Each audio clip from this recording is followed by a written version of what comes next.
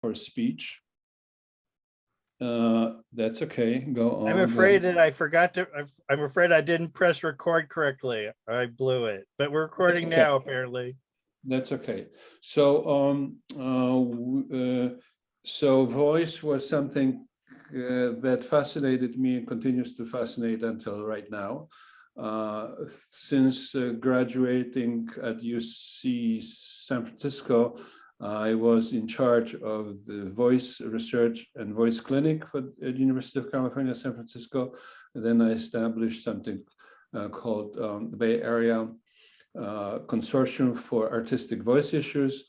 I joined faculty at San Francisco Conservatory and opened my own clinic and set up a foundation that is called Pacific Voice and Speech Foundation, extremely powerful organization in a way that produced continuously 28 international conferences on issue of voice.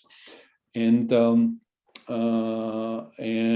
then I got some other positions at at Stanford and Santa Clara University, at Brain Plasticity Institute in San Francisco, and for many years at the Conservatory of Music.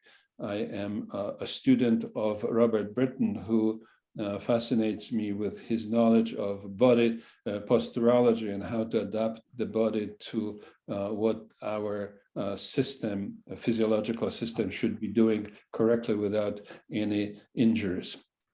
So that's a very brief conversation about myself with myself. And let's go to the subject of this topic. So RSI, as you guys understand, stress or strain, is repetitive injury because of a gradual buildup of damage to muscles, tendons, and nerves. And in terms of voice, it's very little known and extremely low targeted area, both in the clinical world as well as in the workers' compensation groups. So common symptoms are usually located in those areas, but neck and shoulders are very rarely mentioned. And unfortunately, patients who go for evaluations to various medical professionals, even when they complain about neck and shoulders issues, they are not referred further, and only very rarely. So if one of you suffers with neck and leg shoulders, most likely you will have sooner or later, if you continue to work or to do what you do in order to get these neck and shoulders problems, you eventually get an issue with voice. So causation of all the risks is repetition, maintaining abnormal posture, and I will talk about it a little bit later, a physical condition that is poor, not exercising enough, prior injuries, and depending on type of occupation. So prevention is basically to organize for yourself ergonomic workstation for those of people who type and do things mechanically with arms. But with voice, that's not like this. So voice is hidden in the neck. If you look at your neck, if you touch your area here, right below the jaw, and you will palpate Adam's apple.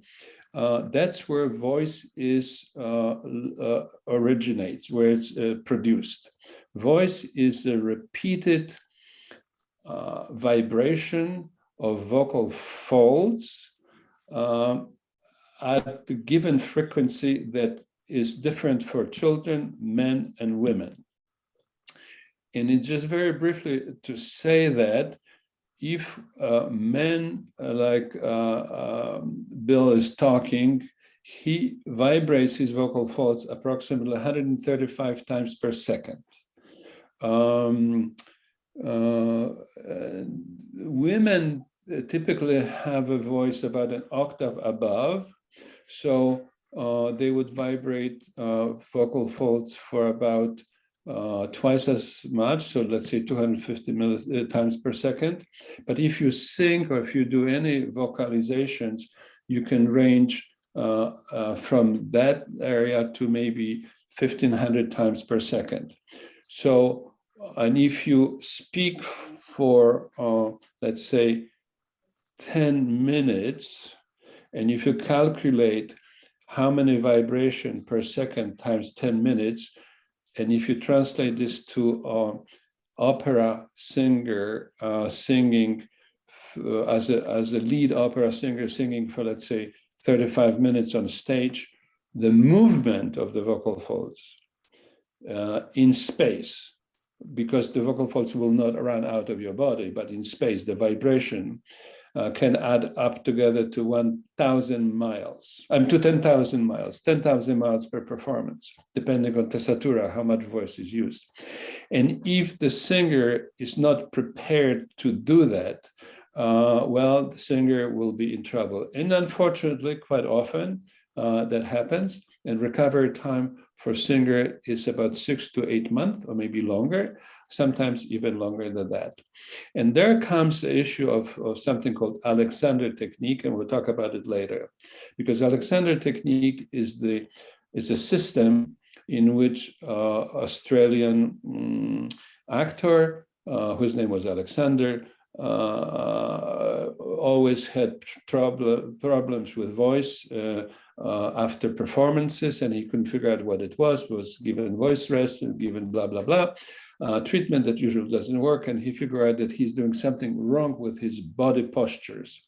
So, and he eventually developed a technology that is more and more used in artistic world, but also should be used by anybody who has problems with body alignments.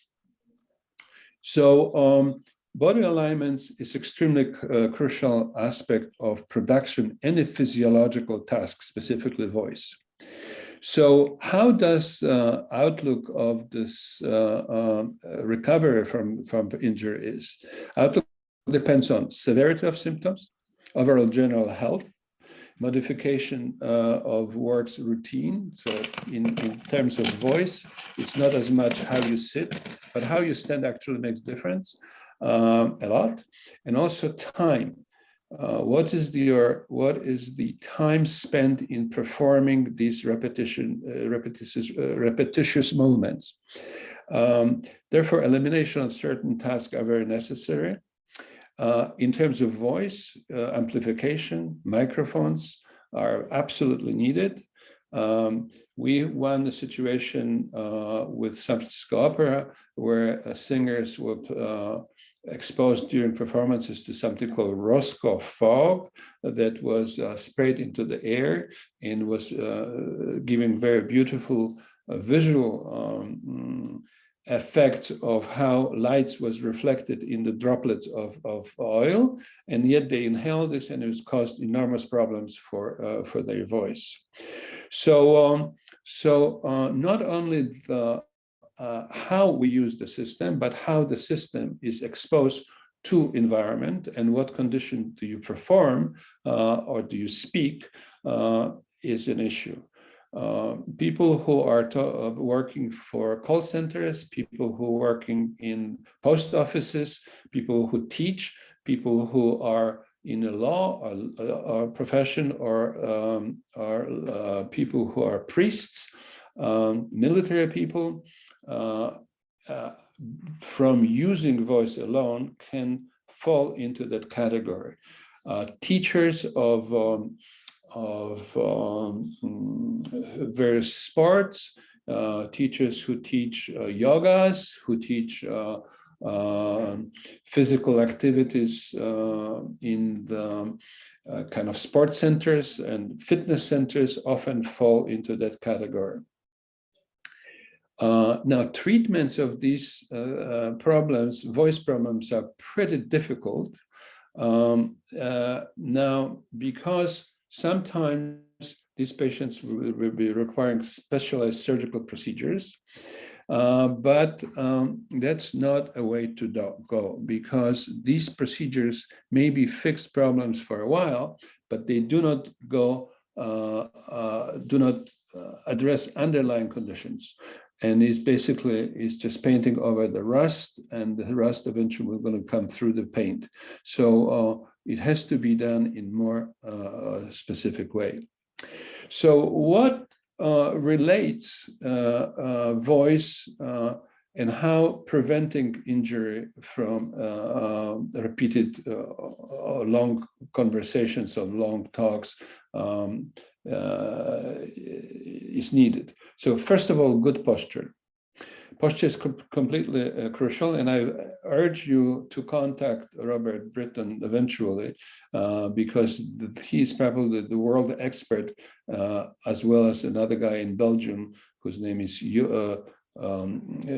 Joseph Kodbak, about how posture must be set for anybody who uses muscles. Not only voice, but instrumental issues, and people who, like me, who learn from Bob how to sit and how to stand and how to bend down and how to give lectures without being sore afterwards. Now, for voice, another thing is completely crucial is proper ventilation. In today's world, specifically during COVID issues, ventilation is crucial. In all conservatories, in all academic settings and studios of voice, it's mandatory that ventilation is available, because so-called particles that are generated during voice and speaking and playing wind instruments may contain virus, and therefore if the ventilation is incorrect, then you come into the room, you will inhale that, and here we go, high chance of getting infected. Now, posture, ventilation, and then normalized voice loudness. What it really means, it's a tricky business because loudness of voice is produced by regulating pressure between left and right vocal folds. And that pressure regulation has to do immediately with how much lung volumes we employ for speaking. The good lung volume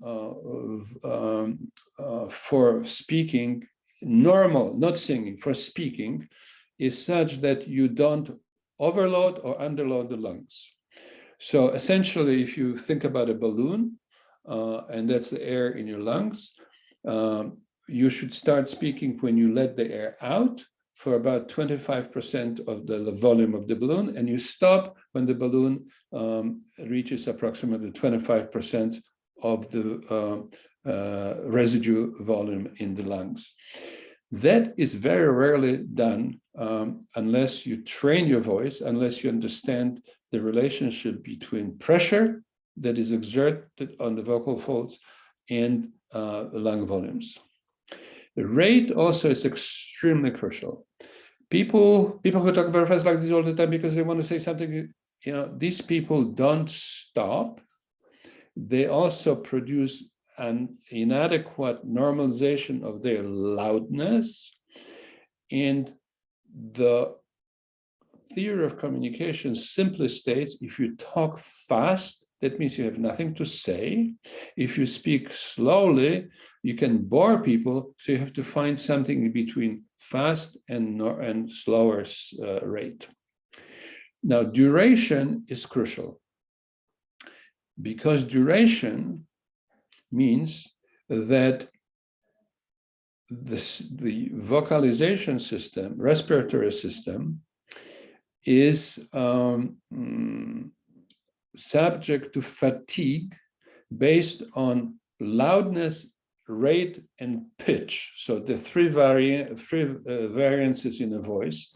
Rate, we just discussed. Loudness means that you create more pressure. So essentially, if you be squeezing something very hard, that's lots of pressure. And the duration is how often you do certain things. We can all do right now a very simple experiment.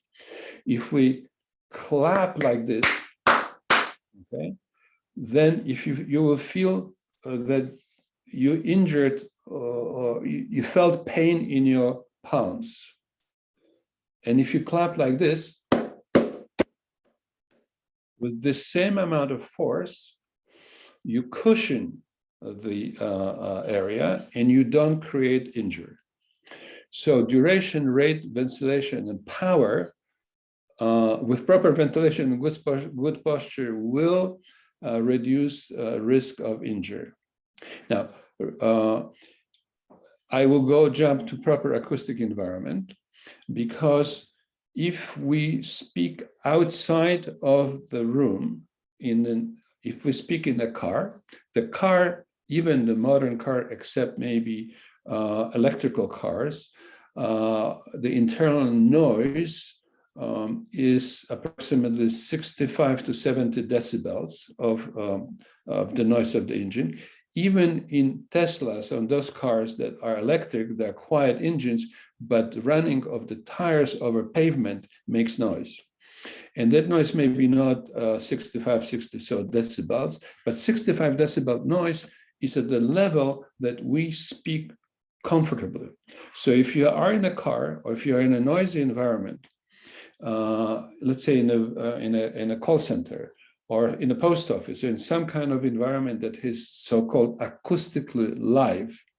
Acoustically live environments are those that have glass walls, metal walls, brick walls, no carpets on the floor.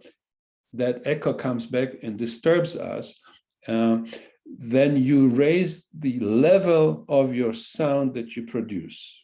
And if you do this at the faster rate, a longer duration, that acoustic environment is essentially additional killer of your voice.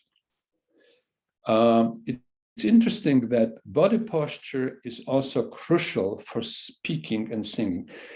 Asking an actor, or specifically a singer, opera singer, who are often taught to exercise their singing standing or lying down, but nothing in between, is interesting, because when you lie down, the respiratory system works completely differently than when you sit or stand up. And the physiology of respiration is completely altered. When I ask opera people, opera singers, how does it feel when you sing lying on a bed or on the floor, on the side versus on your back, or how does it feel when you jump on stage in a parachute and you have your arms up? Everybody says, well, if nobody stands on my hair, then I can do it. But if I have to have my hands up and come down, it makes difficult for me to exercise my normal respiration system. Now, one other aspect is clothing. So I, on purpose today, have this little smart wool sweater from RSI, because first of all, it's warm. I am in a cold climate here. It's like being in Chicago, basically. When I talk, I don't want my neck to be tight. I want my neck to be open so I can unzip it. It feels better. Now, actors on stage, or people who need to work in specific uniforms and are exposed into, like in the post office, to bad environment, and they have to work many, many hours. And right now, behind the glass walls from COVID issues, and maybe even with the mask on, that clothing will create not only body motion restrictions, but also it will change exchange of body temperature, either cold or warm. So, second thing related to preventing voice issues, nasal versus oral breathing.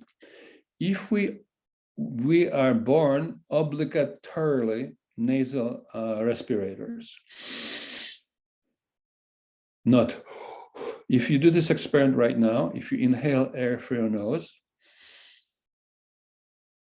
and blow it through your mouth, and if you inhale by mouth, you'll feel completely different flow of air and completely different temperature.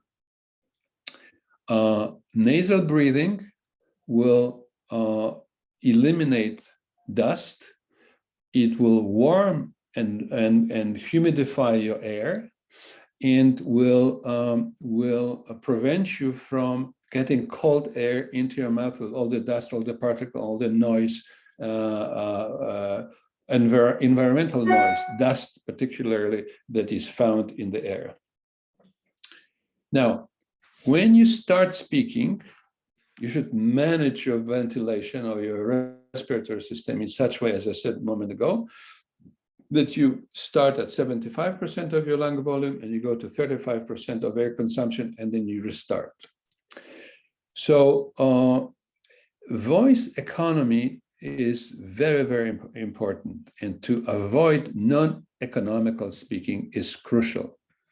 What are the symptoms of patients with these issues? So symptoms are variable. Symptoms are, and I listed them in kind of a ascending order of difficulties. Hoarseness. Hoarseness is a wastebasket term because it doesn't really mean anything. Some people have hoarse voices because they always had hoarse voices, and they can talk pretty well with a hoarse voice without injuring him because their body learned to this. But if you're a normal speaker and you use a lot of voice and suddenly you are becoming hoarse, you should stop. But if you're at work and your work required that you have 8 hours of work, of which you speak for 7 hours continuously, well, then you get in trouble. So in the workers' compensation claims, we examine these factors, and we are actually pretty successful in managing injury and recovery of patients to normalcy. So hoarseness is one symptom. Another symptom is pitch breaks. So what does pitch break means? Pitch breaks means that if you make the sound, if you go, let's say, from low to high, ooh, your voice breaks, okay? And voice breaks not because you want it to break. Voice breaks because you have improper balance between tension of the vocal folds and pressure and opening of the mouth, because all of this is connected. Now, dryness, we know why. Dryness is because you either had too much alcohol, either you drank too much coffee, or you sit in a hot air, or you breathe continuously by mouth. So if you're dry, then there's a need to clear your throat. But if you do it correctly, there's no need to clear your throat. If you are throat clearing, you essentially bring two vocal folds, left and right, together, and you rub them like you're rubbing hands with sandpaper. That's a very, very abusive and extremely negative movement of vocal folds for continuation of normal voice. So if you feel that you have need to throat clear, drink some water, preferably warm, swallow, or maybe even take a few seconds of a break. You don't need to take a long break. Take water like this.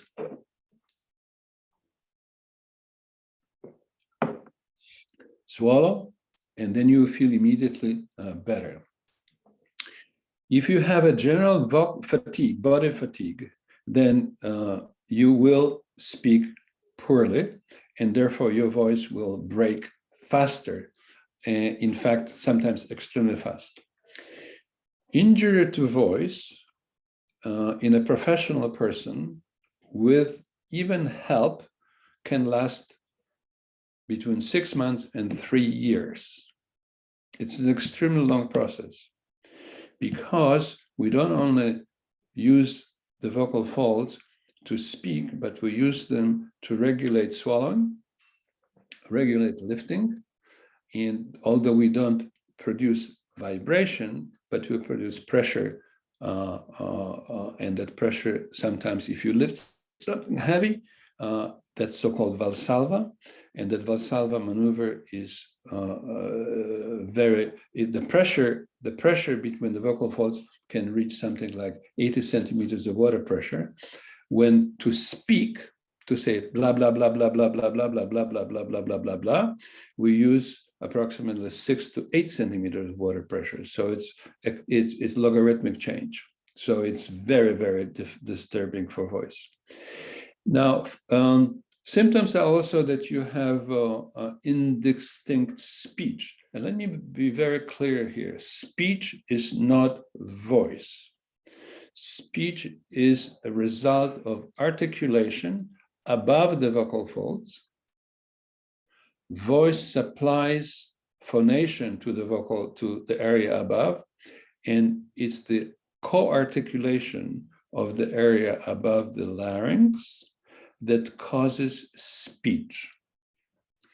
If I lose my larynx because I am, for whatever reason, laryngectomized, I can still speak if I supply external sound source or internal sound source by an implantation of some devices through which I can push my air from the lungs into the esophagus, and I will engage esophagus. So so-called esophageal speech sounds like this. 1, 2, 3. Okay, so that's an esophageal speech in which I injected air into my upper esophageal sphincter, and I can produce sound with that. So unstable voice is, indistinct speech is crucial because it means there's something off between the source of fluid, so it's like carburetor in your car, and the gear shifts. So it's like driving up, knob hill in a third gear in a manual car with the brake on. It eventually dies. Shaking voice, an unstable voice. That's very clear, something similar, but unstable voice is that, for example, I will talk to you like this, and eventually I have a normal voice, and then suddenly my voice will change to something else. It will be unstable.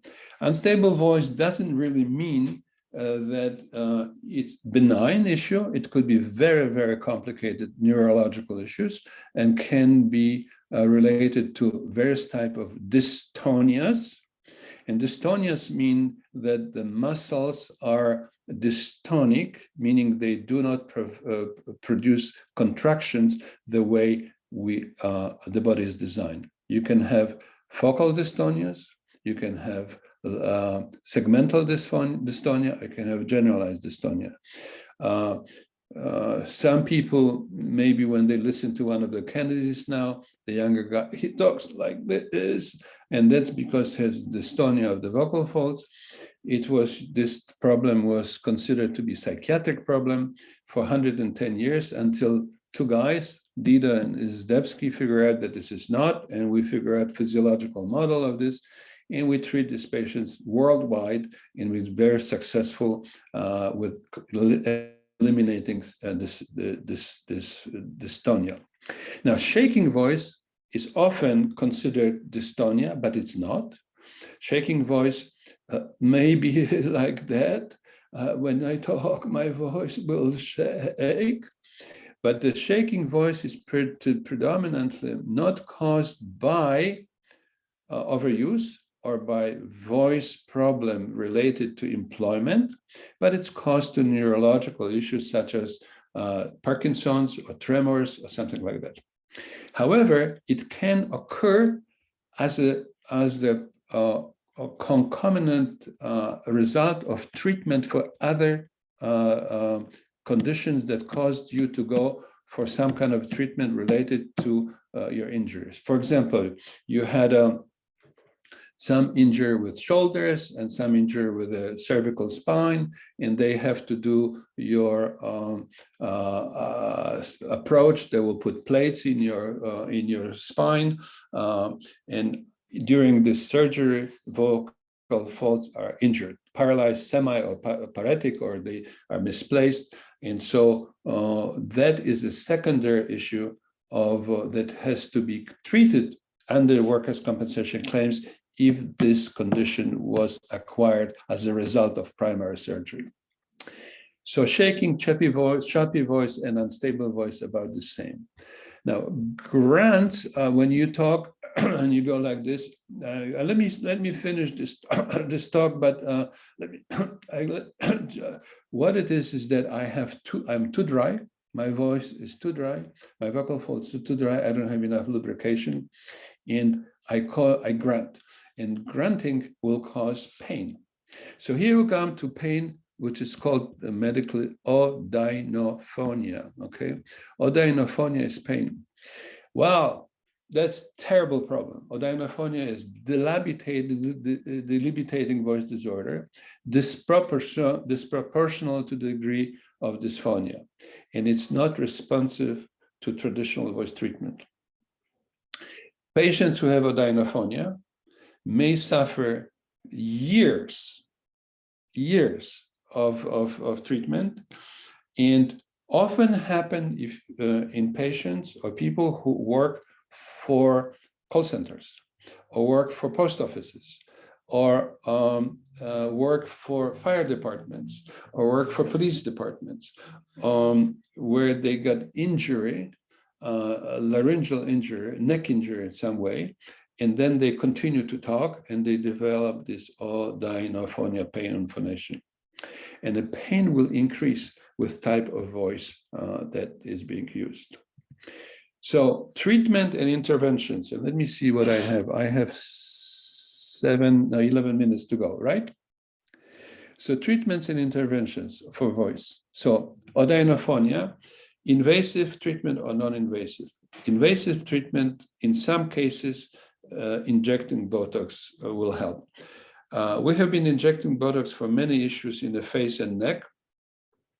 I think I've done, together with a laryngeal surgeon, because I do all the monitoring of injections, maybe 7,000 injections of Botox into face and vocal folds. But sometimes it works, sometimes it doesn't work. Botox, in a way, is the recurring problem, because Botox is a temporary denervation of tissue and comes back with vengeance every 3 or 4 months. So it's a merry-go-round. But sometimes it works. Lidocaine is basically a numbing medication, and lidocaine you can be either injected or it can be so-called wash. So you can have if you have a pain, you take lidocaine and you gargle with it, and then you spit it out, and it may help or may not help. Then you do those blocks. Patients can undergo blocks, which is injecting lidocaine without epinephrine into the area of left or right neck, depending if you go for recurrent. RLN would be recurrent laryngeal nerve, or SLN would be superior laryngeal nerve. These blocks will last for 10 to 15 minutes when placed correctly. So they're not curative, but diagnostically they're quite important. Now, if you run out from all the ideas, but you figure out that the patient's vocal folds are not medialized correctly, that one is, for example, has a larger gap, larger opening than the other one, and the opening could be anterior, middle, or posterior, then you can do something like medialization laryngoplasty. What does it mean? It means that either you open the mouth, put the needle, and inject something into that vocal fold, or you take the cut through the skin, drill the hole in the cartilage, and then you push something through that cartilage into a more permanent condition. Then you close the cartilage, close the skin, and hopefully it will sit there for quite a long time, sometimes for years to come. So other therapies are non-drug or non-surgical therapies. The most important one was invented in Finland by Markka Tasivo, and she invented a technique called Vox Lax. And the reason it was that this device reduces vocal fold contact pressure. What it is, people use a tube they have in their mouth. The tube is connected to a chamber with water.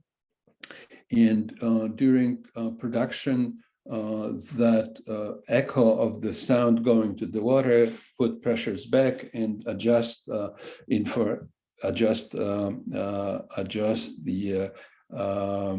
closure of the vocal folds positively. I have created very similar situation based on Mark Kataseev's example, but my tube, I call it pressure off tube, is very simple. It doesn't require any liquids. It's just a tube that can be designed for person's length of the vocal folds, and the tube is placed between lips. It's occluded or tapped on, and the result are sometimes remarkable and very fast. So I just said that, okay, so I can skip that. Now, Alexander technique, now let me go over this. Alexander technique, there's a book coming up by Britton Izdebski and a lady whose names I always forget. No, I'm so sorry. Daniela, Bob, what's her name? I'm joking. Daniela Aversa. Yeah, I'm joking. Daniela Aversa, I know that. Aversa, not Adversa, Aversa. It's like Gavin, not Newsons, but Gavin Newsom. Daniela Aversa is a singer. Bob is a teacher of Alexander, and I am kind of guys who understand voice from in and out. And the text is going to be published pretty soon. It's a non-invasive treatment based on the posturology, and I absolutely recommend this to anybody who has voice problems. In fact, in the last few years, I've sent multiple patients to Bob for treatment, and his results were spectacular. And so we called this book How To, because it is how to prevent these issues with voice. So let's see, the next slide is that Alexander technique is basically based on posturology, and posturology means that there are plumb lines in a human body, and these plumb lines in a human body reflects balance or imbalance. And we can detect from understanding how these plumb lines are aligned, what is imbalanced and how to avoid these issues, and how we can correct muscular articular pathologies that affect motor pattern movements. So in terms of voice or speech, this is question related to mandibular sensors and proprioceptive sensors, which we have in muscle spindles and in joints. So here is the question of how vocal folds are organized within a neck. And here are the plumb lines, the red and green, in relationship to neck condition. If you have a neck cortosis or some other problems, these lines will affect your muscular articular movement, and therefore have to be corrected. So untrained speakers generally position themselves when they talk with a very weird position of the larynx. So if we look at the larynx here, and vocal folds will be right this level what I show. So when an untrained speaker speaks, elevates the larynx upward, and when the professional speaker talks, then lower the larynx downwards. And this types of movement, upward or downward, create positive changes in the acoustic chamber above the vocal folds. Upwards is negative, downwards is positive. So when we examine people with these problems, we always look at the issue, where is their larynx, how they move their larynx with relationship to loudness and pitch. And sometimes it's very quick and easy to correct, sometimes it's more difficult. Vocal frequency and vertical larynx position by singers and non-singers. We produced this paper in 1975. It's right after I was graduating from UC San Francisco. So it's been many, many years, but it stands until today as the most principal paper in that science. So respiratory issue is very important also, because abdomen in and abdomen out will affect, and this the graph on the side will show you what's going on. So if you have abdomen out condition, you will have a higher vertical larynx position. And if you go abdomen low, then vertical larynx position will be lowered. Now, that we should go into the study of 2001 by Yves Verson and so on from Sweden. It's a very good article. And people don't think that movement of abdomen will affect voice and speech, but unfortunately it does. And unfortunately, most people who teach voice have wrong ideas how to do this, because they always speak from a diaphragm, use your diaphragm. You cannot control diaphragm. Diaphragm is an automatic muscle, basically only works in one direction. So causes for postural imbalance is during prolonged speaking, maybe the compensation that affects mandibular and phonatory system, hence voice. Postural imbalance should be modified. You should go to posturologist, which very few of those exist in the United States, except Bob Britton, although he doesn't have this title, I'll make him honorary posturologist. Vocal speech rehabilitation, phonation, ventilation, and speech pathologists are very crucial. Now it's time for your questions.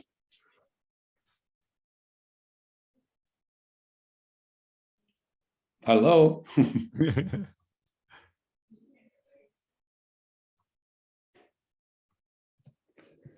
So one question which somebody asked, why do some people develop and are they not? Diversity, pre-existing conditions, incorrect position, and poor body hygiene, and inability to relate tasks to demands and stress. Body mass ratio as well.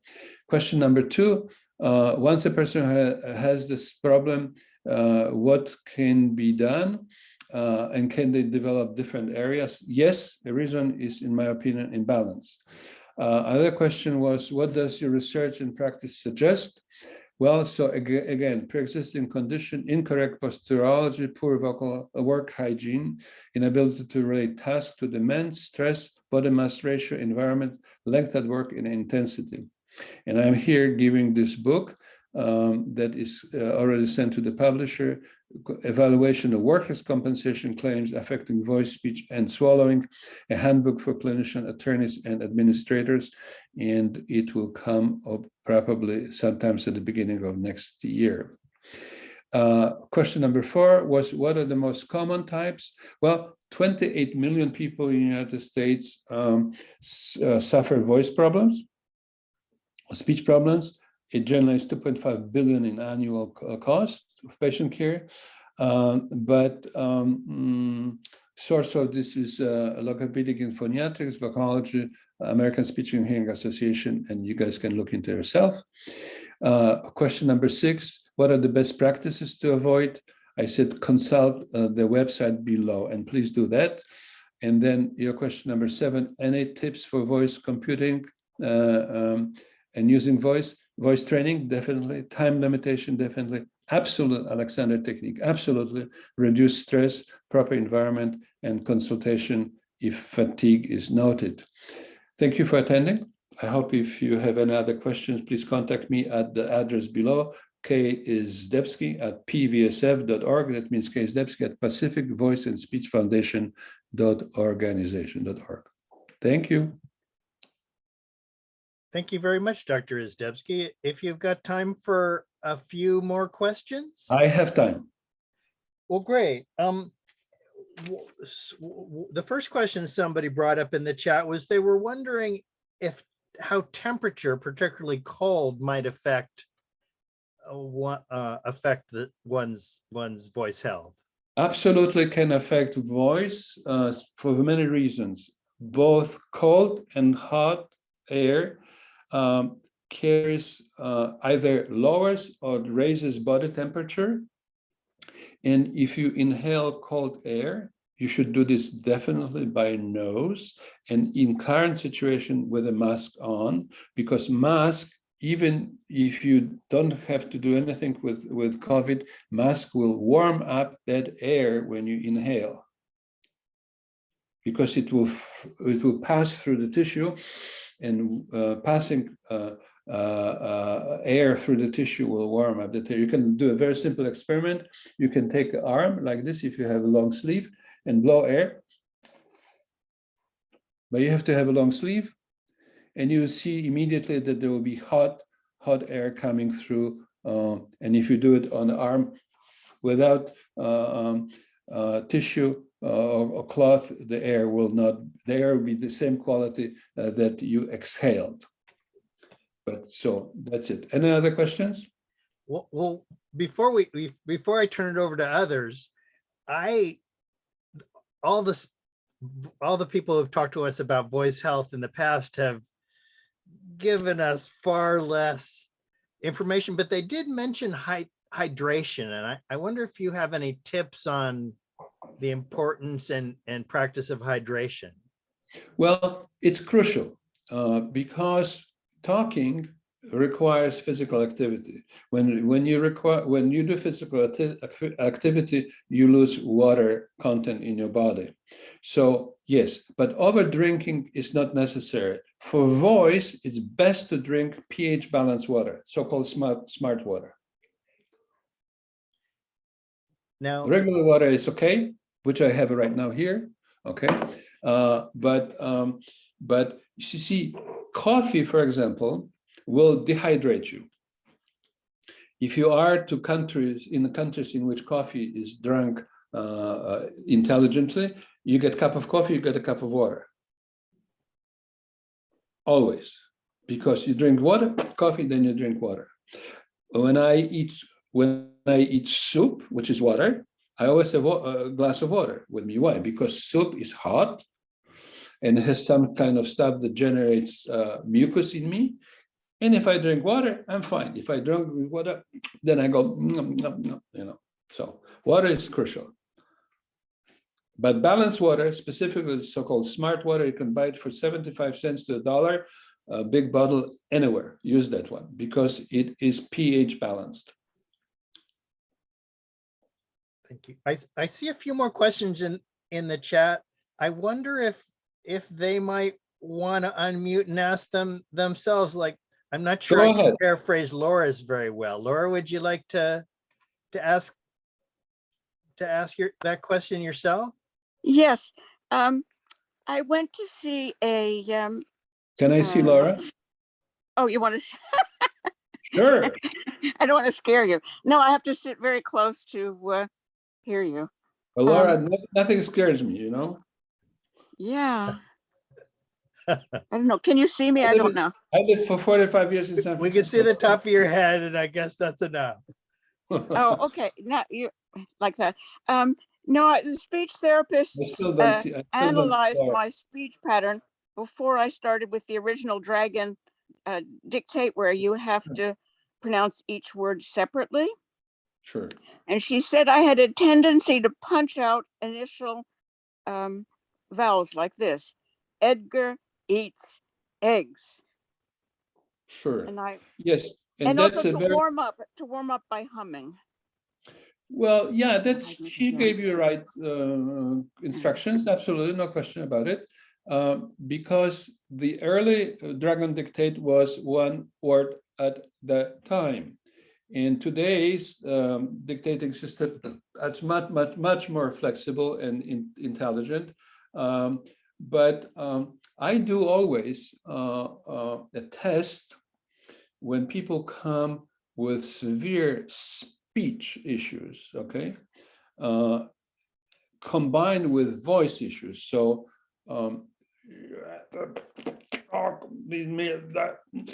okay, so I usually use electronic devices to see if, like Siri and some other systems, can understand who they are. It's very simple, and I get 90% hits, and I love it because if Siri can understand them, then I have nothing to do with it. They say, go home, save your money. I think I can read Louise's question. Is vocal rest helpful, or can too much rest weaken the voice? No, too much rest will not weaken the voice, but make you bored. So you don't need to rest is only good, when it's when you're tired, you go and drink, take a nap, and it's enough. I mean, no, rest is not necessary, because when you rest, many people, when they rest, they still talk. So they talk without talking. But they move vocal folds. Okay. So Karen asks, does it hurt vocal cords to stay on the same pitch? Is it better to vary pitch when speaking or singing? It's better to vary, absolutely, because monotony is boring. And if you talk only at one pitch all the time, it also sounds that you are not very intelligent, and people don't want to listen to you, and many politicians do this way. So at this, can I jump in and just yeah, say, my own personal experience is when I am singing like the same note a lot, or if I'm using Dragon and kind of talking to Dragon in a monotone kind of way, it seems like it hurts my vocal cords more than if I varying the pitch. So, I mean, that's just my experience. I just wanted to see. Exactly, because if you see again, if you are doing repetition of the same motion over and over again, then you do not use the system correctly. You use only a little bit, okay? So it's like coming through a door that is very narrow, but you can go through, so you go sideways and you squeeze. No, open the door. And Dragon dictate, I always laughed at that, because Dragon is not a polite, pleasant animal. So they gave the name Dragon so you can suffer. Well, I'd like people to, I see a few more questions pop up, but I would like people to feel free to use the raise hand button to indicate that you'd like to be called on, at which time you can unmute. For me, the reactions button reveals the raise hand button anyway, but while people are raising their hands, a couple more questions. Angela asks, does steam help support vocal health? Do lozenges or candies help? Well, depends what it is. So if you just take candies that are sugarless, and predominantly most people use the Swiss candy, yeah, it's okay. It doesn't do much good, doesn't do much bad. In Europe, where I am now, and I've visited Italy, Austria, Czech Republic, Poland, and Belgium, or whatever I was, and people have all the time on television, they have these drugs and liquids for cleaning up your voice. We give you freedom. It's interesting because it's politically, you can have freedom when you use our device. It depends. You can help it. It's no question about it. You can help it, but it's not going to cure anything, and it's not going to be a panacea. Anne-Marie, our friend, why don't you unmute and ask a question? Hi, I am a Dragon user, and I find that the problems that I'm having with Dragon have to do with the commands. That you have to say the commands, for Dragon to understand the command, you have to say all the words really kind of fast and close together. And I've tried adjusting the speed to make it slower, and it helps a little bit, but I'm not sure exactly what.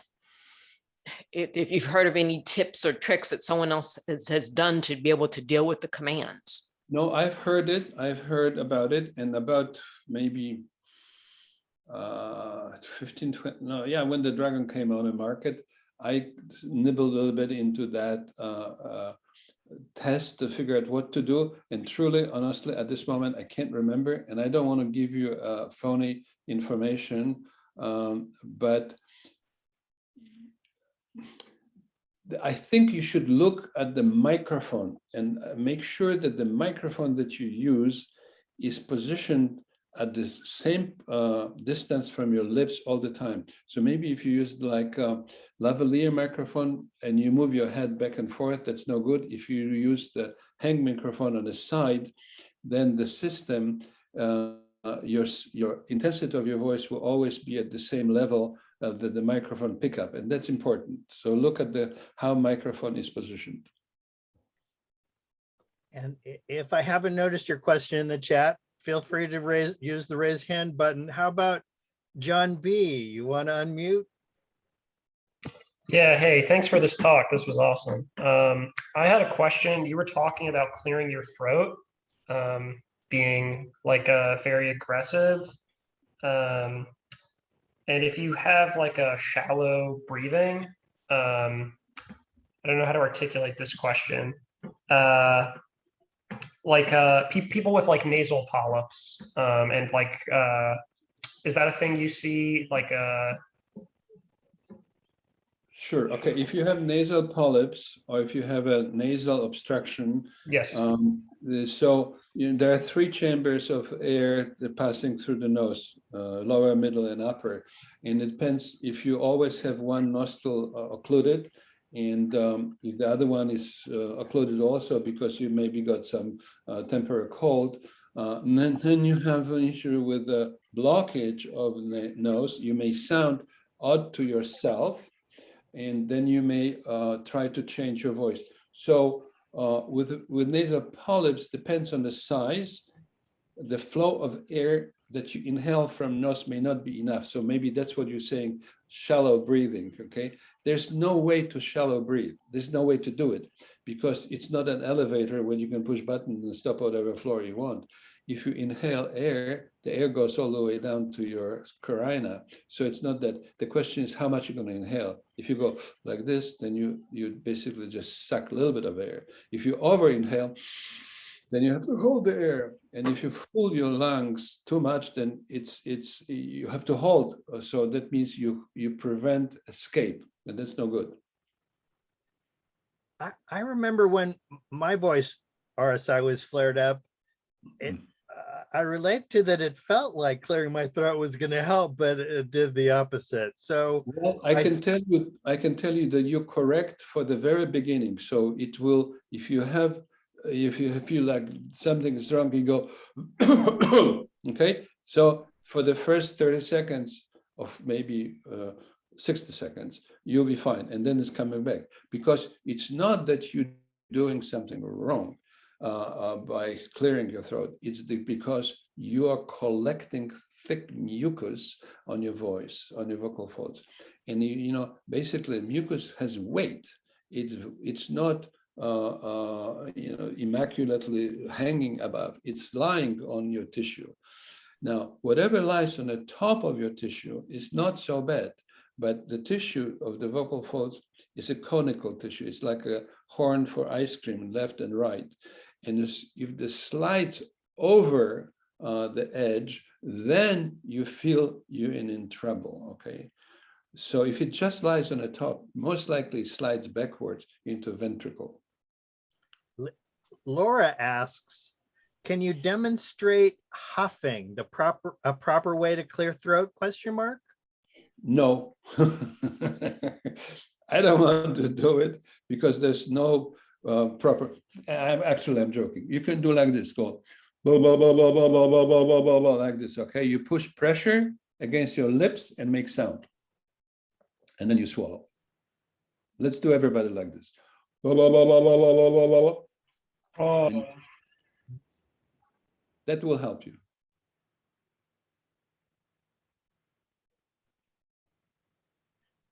All right.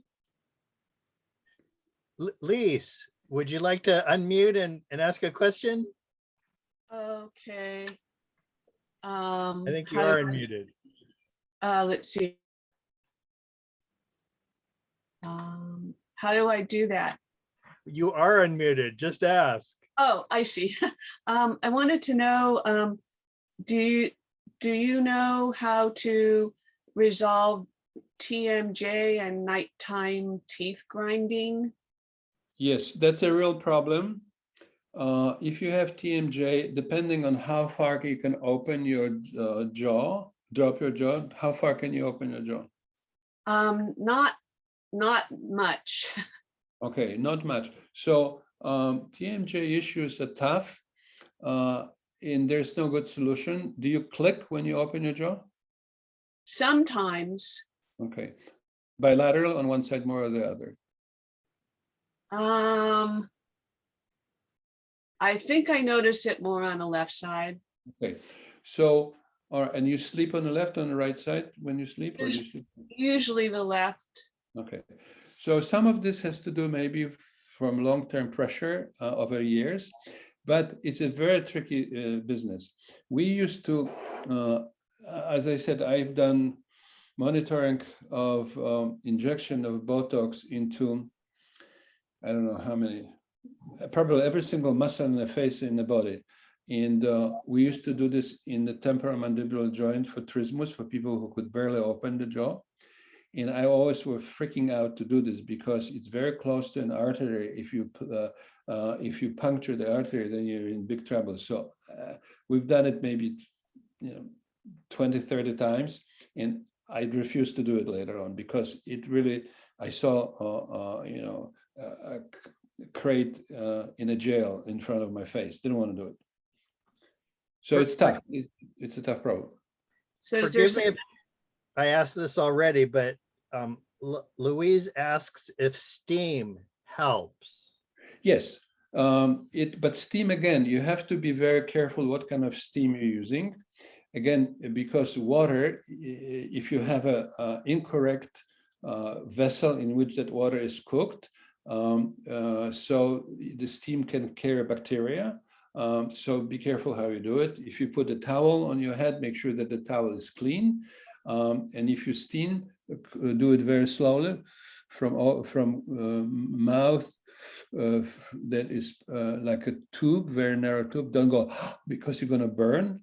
And take this steam and don't overuse it.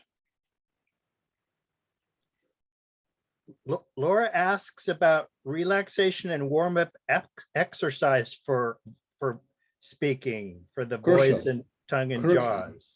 Crucial, absolutely crucial. If you're a talker, if you're a teacher, I don't know what you do for a living, but if you do use your voice all the time for work, do it absolutely. Noah, you're on. Hi. So I haven't had like the hoarseness or the need to clear throat, unstable voice and all that. I pretty much only have pain and no like auditory effects from that. And one of the diagnoses or potential things I've heard is LPR or silent reflux. What is your experience with people with that? And what would you recommend? Bullshit. I'm sorry. Silent reflex was invented by my friend. Basically, it's like saying, invisible painting. Silent reflex has nothing to do with anything. There have been many studies in which they eliminated reflux by many drugs, et cetera, and voice problem persisted. Silent reflux is a invention for people who want to sell Prilosec. And I'm very tough on that, extremely tough. Our friend B's hand is up again. Or John B, sorry. John Bowers, right? Yes. Okay. Johnny. Yeah, hi. So I'm sorry, I was just unmuting. So I just had a quick question that's sort of general of like, we all have RSI. We all use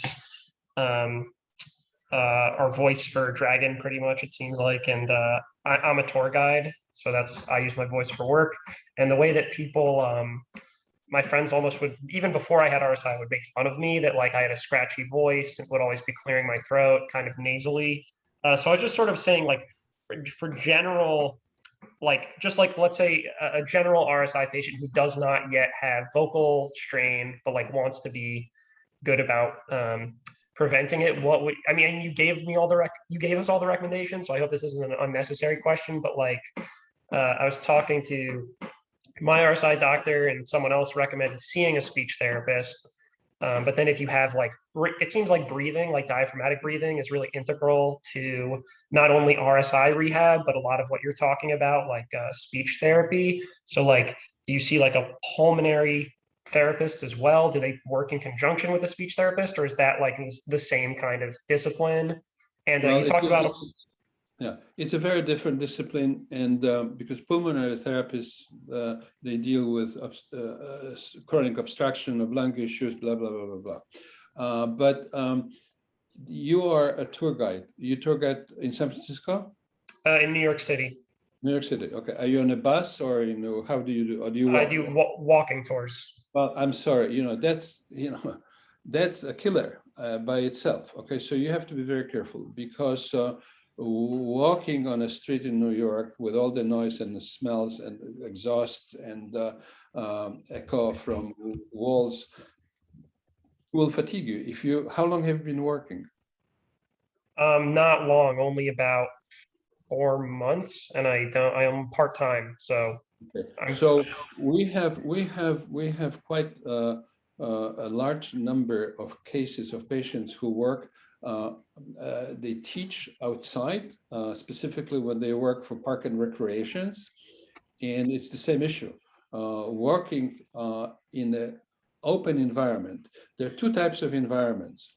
They're in buildings. They're live and dead environment. Live environment is the one that has glass windows, blah blah blah, and the dead environment is the one that has a soundproof environment. When you work on outside, you have even completely different environment. Do you use microphone? No, I don't, but you're making me think I should. Absolutely, you should have a microphone. You should have even something called speech enhancer microphone. They're very poor in a way in an open room, in an open area, but you should definitely have a microphone.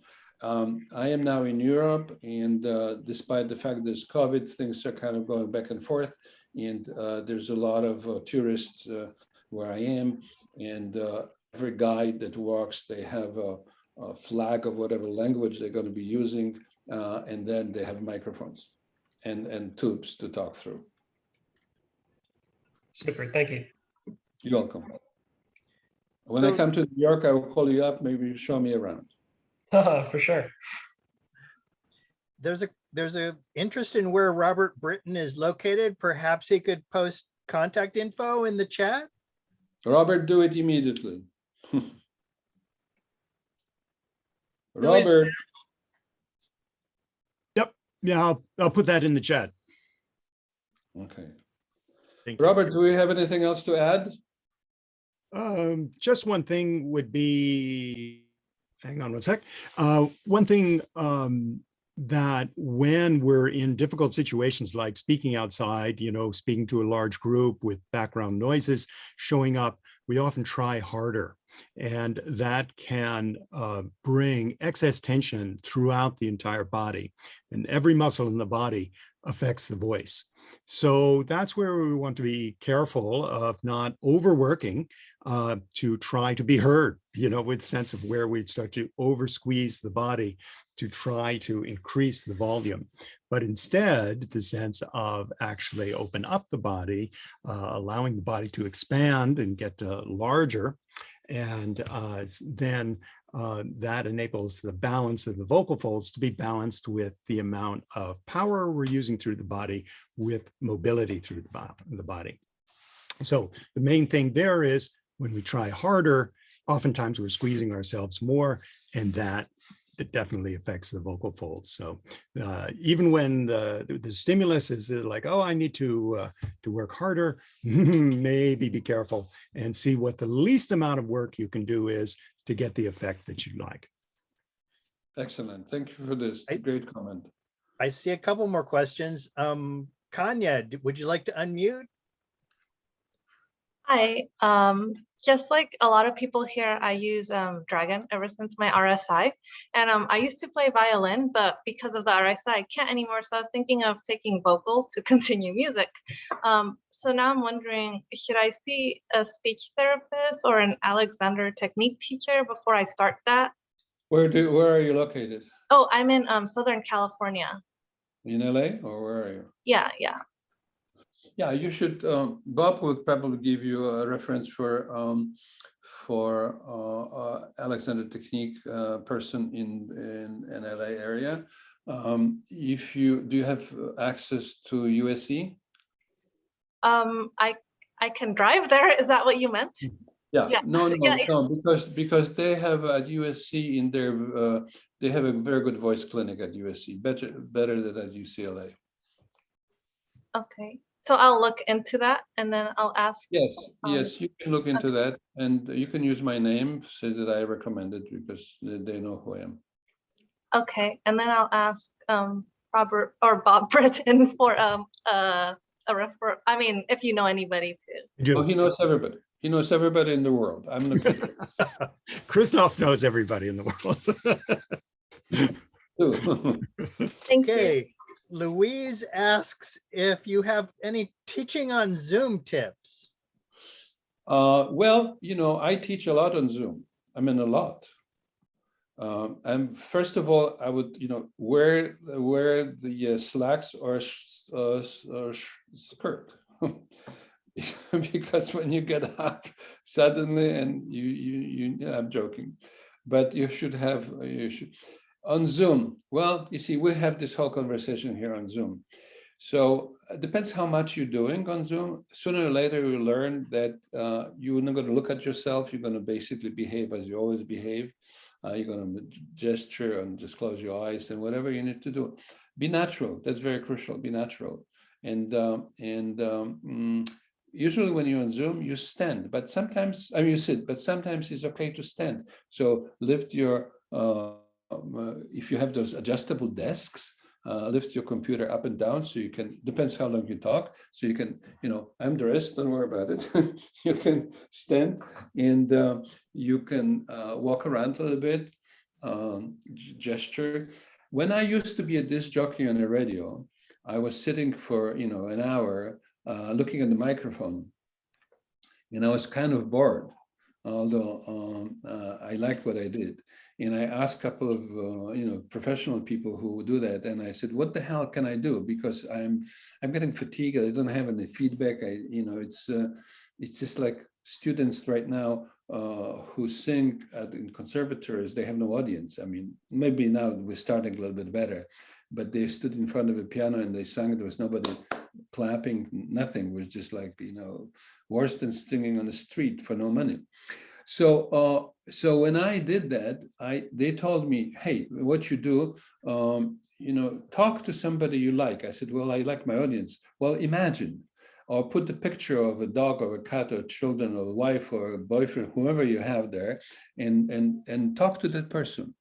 And I tell you, it helped me, that talking to that person, and actually to 2 or 3 people at the same time. So I put those pictures in front of me at different distances and angles. So sometimes I moved my head to the top. Sometimes I was looking straight ahead. Sometimes I would look down. So I moved my body. I was not sitting stiff. And that helped very much. John has a question. Do you have John, any it's advice? going to be last question, because I tell you why. For 1 hour and 20 minutes, they're waiting for me to come and have something to eat. Okay, then, last question. John wants to know if you have any advice for finding a posturologist Alexander teacher who deals with voice. He sees an Alexander teacher in New York City, but they've never discussed voice. Well, Bob will tell you more, who is in New York City, because I know where to go for other aspects, but I don't know exactly Alexander techniques in New York City, teachers. But I tell you, 40 years ago, when I went to Juilliard and I met one of the top singing teachers in Juilliard, and this person was American, but he had the British accent for fun.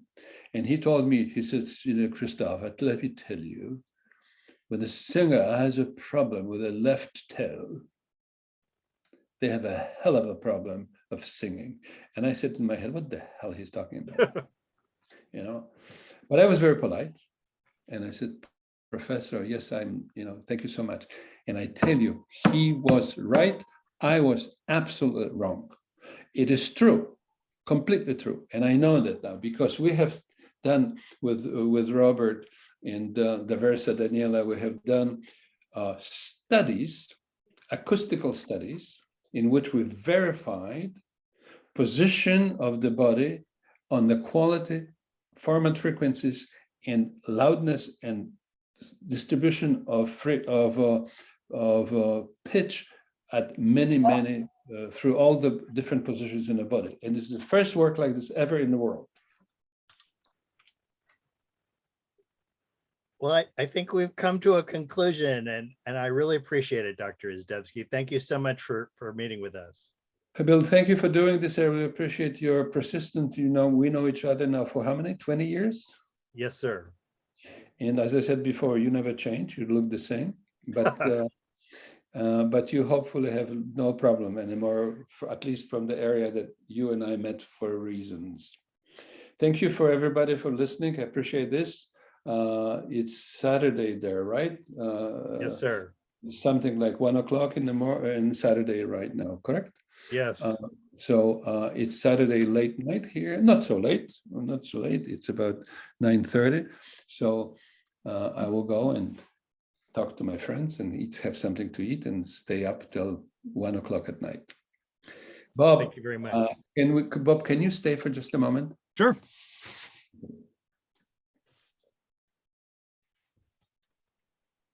I don't know how to make everyone else go away. Bob, tell him what to do. Oh, I guess I can put you in a breakout room. I don't know how to do that though.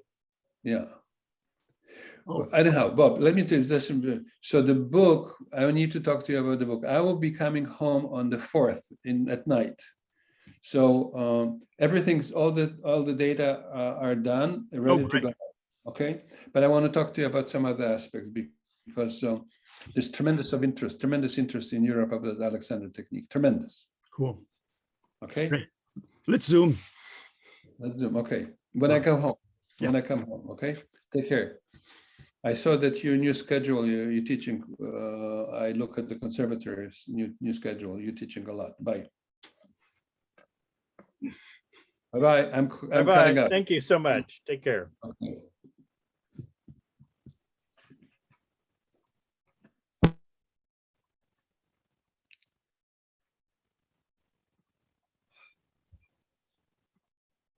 Bob's contact information? Hi,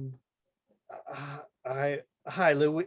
Is that Louise talking? Louise, I have it, Louise. Okay.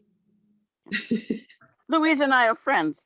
Oh, very good. It is in the chat, and I'm glad, and she has it, so I guess we're good. It's in the chat? Oh, I'm sorry. Well, it's Robert Britton at iCloud.com. Britton, Britton. By the way, you're still recording. Oh, I better stop that. Who knows what we're about to say. Thank you so much.